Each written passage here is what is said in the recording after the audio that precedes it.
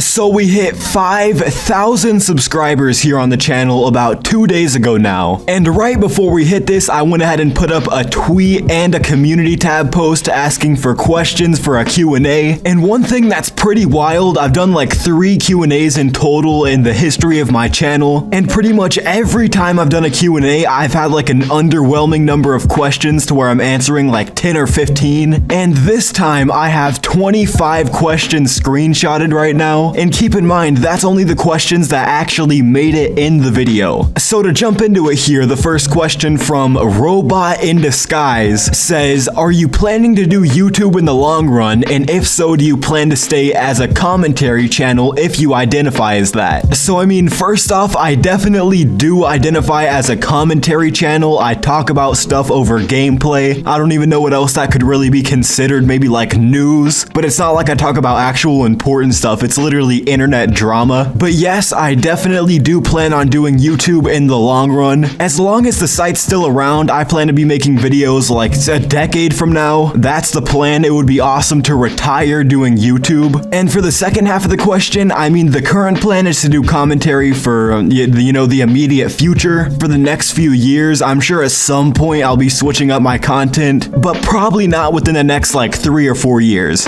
So the next question here from Ramesh says, what's your New Year's resolution? And when you started, did you ever think you'd make it to 5,000 subscribers? P.S. Congrats. So I mean, I don't think I've ever really made a New Year's resolution. I know a lot of people will like set a goal at the beginning of every year, but how I've always kind of done stuff is like, you know, if there's something I want to do, I'll set the goal just whenever. You know, I'm not gonna wait till January 1st to try to do something. You know, that just seems kind of pointless to me. If there's something you want to do, just like do it now. Don't put it off as your New Year's resolution. Now for the second part of the question, I know a lot of YouTubers say stuff like, oh, I never thought I'd hit 100 subscribers. I never thought I'd hit 1,000. I thought I'd never hit 50, stuff like that. But I've always been pretty confident that I'm gonna be successful in YouTube and just whatever I do in general. So I mean, that's why if you check my Twitter bio or my TikTok bio, it says future 1 million subscriber plaque owner. So for the next question here, King said, how do you make your videos and how old are you? So pretty much I just started recording my screen here. This is what it looks like when I'm recording my videos. I just have my gameplay, the background music, in this case the comments for the Q&A, and the track that's recording the audio. And I pretty much just record the audio and then edit it down. Editing commentary videos is pretty simple. Now there were actually a few other people that wanted to know how old I am. So I mean, I've said in my videos before that I'm barely old enough to drive. I've said before in a video that I'm not old enough to vote. So I mean,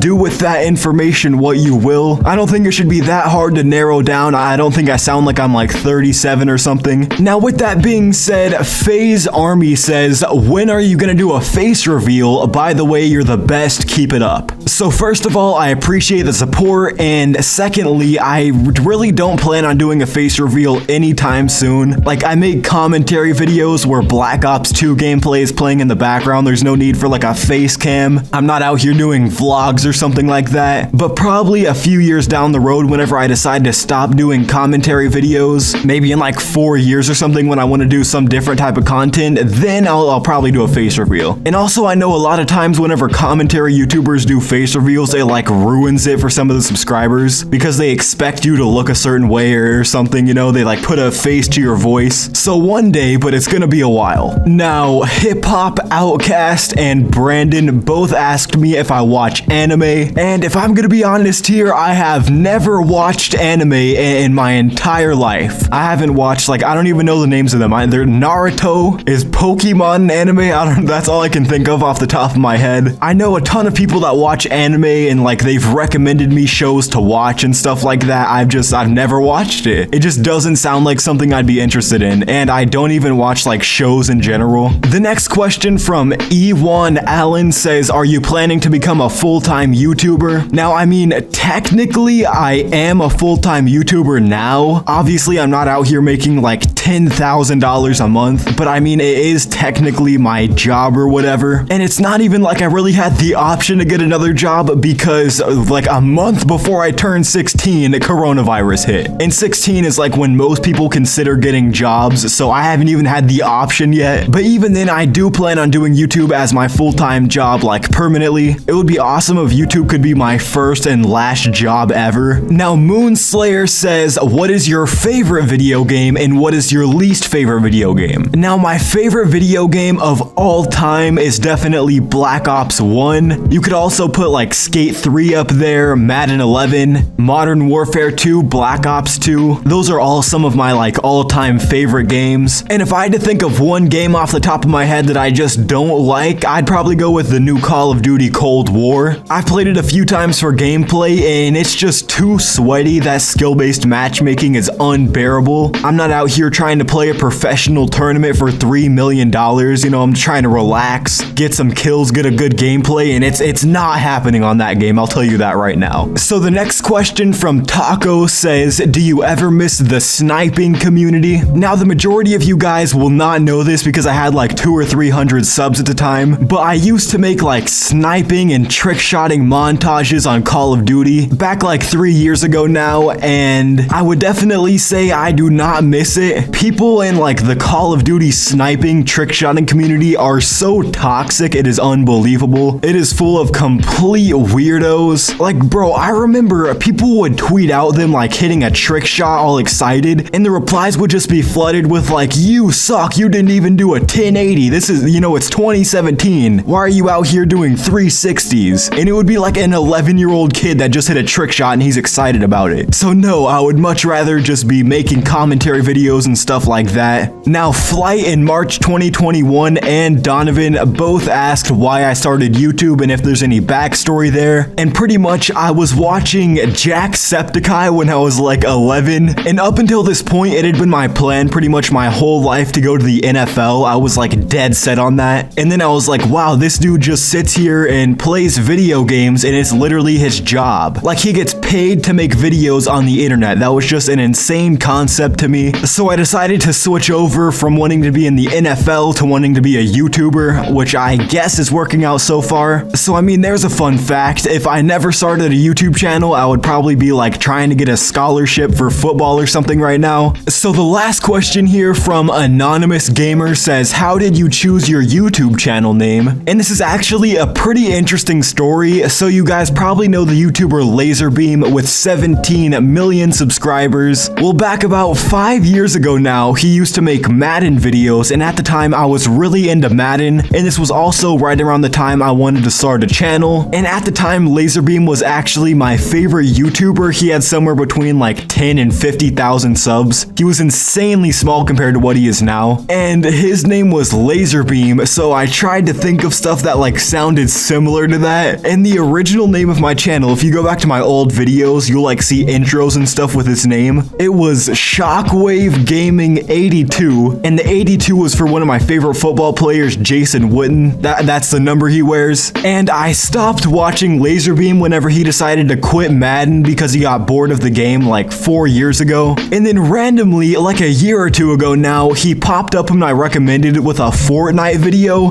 and I saw that the dude had like 15 million subscribers now, which was pretty crazy because like I said, I was watching him before he had like even 100,000 on Madden, and now he's like one of the biggest gaming YouTubers on the entire platform. And then once I realized Shockwave Gaming 82 was a horrible name, I just tried to think for a few days of what might be a good name, and Relex just came into my head. There's no meaning behind it. It just sounded cool to me that when I was 12, that's it. So with that being said, let me know what you guys thought about this video down in the description. I'm sorry I couldn't get to literally every question. It was just too many. The video's already about to be like 9 minutes long. If I did every question, this would be like a 20-minute video, maybe even longer. So thank you guys for 5,000 subscribers. And with that being said, that's where I'm gonna wrap up this video. Don't forget to drop a like and subscribe if you're brand new to the channel. As always, you can follow me on Twitter at RelexYT. And other than that, I'll catch you guys in the next video. I'm out.